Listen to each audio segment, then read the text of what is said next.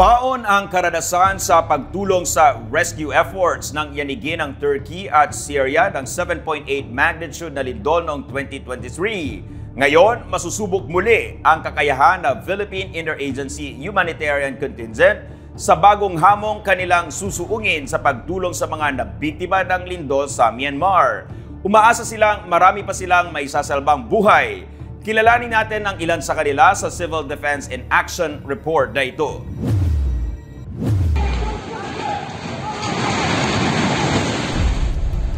Asais ng Pebrero taong 2023 nang yanigin ng Turkey at Syria ng magnitude 7.8 na lindol na ikinamatay ng higit 40,000 tao sa pagguho ng dangdaang gusali.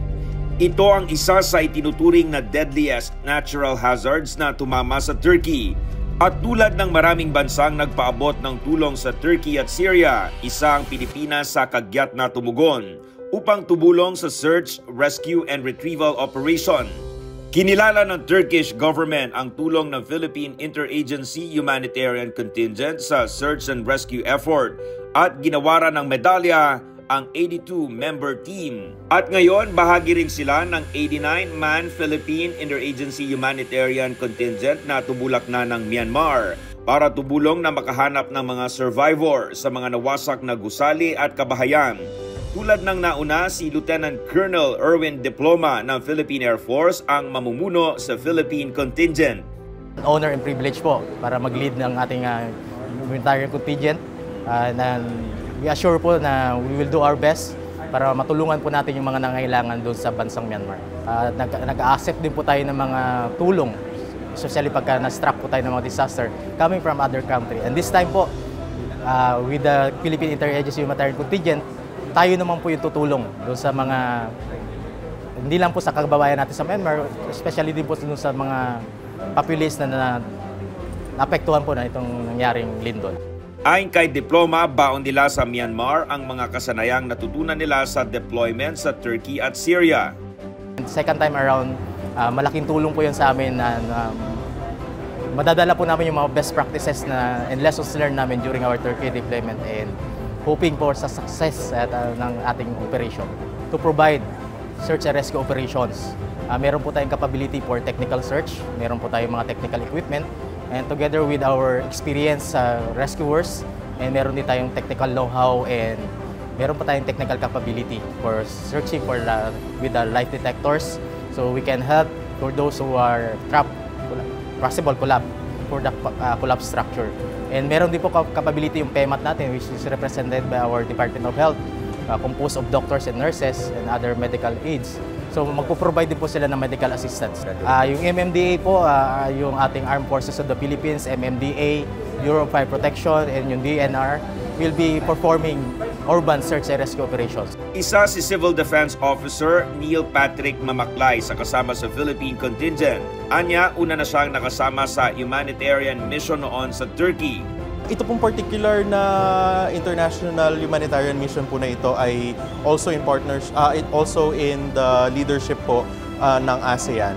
Napakahalaga po nito para maipakita natin yung ating camaraderie with our ASEAN neighbors and of course to show a united front against disasters and of course the worst challenges na of course, being in the Pacific Ring of Fire, we are in the same boat sa ASEAN. And napakahalaga na we could be united when it comes to this time, in these times of tragedies. Ayon kay Mamaklay, sa kanya nakatoka na maging maayos ang daloy ng operasyon ng grupo sa kritikal na mga oras ng kanilang pagliligtas sa mga biktima ng lindol.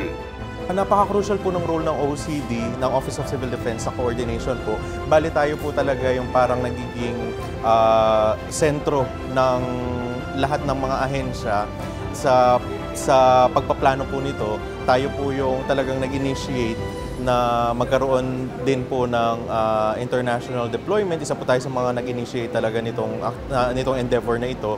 And of course sir, bukod sa parang we are the unifying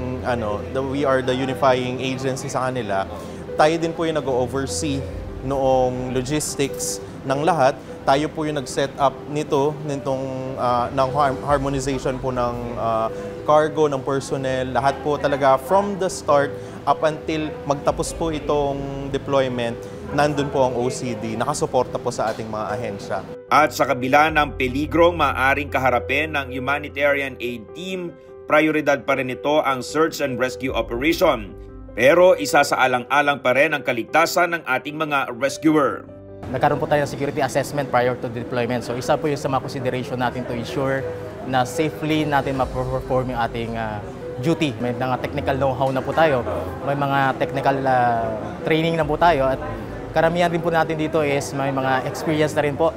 Kasama na rin po natin na ako rin po yung mismong na-designate na contingent commander during the Turkey deployment. So malaking tulong po sa amin yung experience namin sa foreign deployment, and this time as the contingent commander for foreign deployment, second time around, malaking tulong po yun sa amin.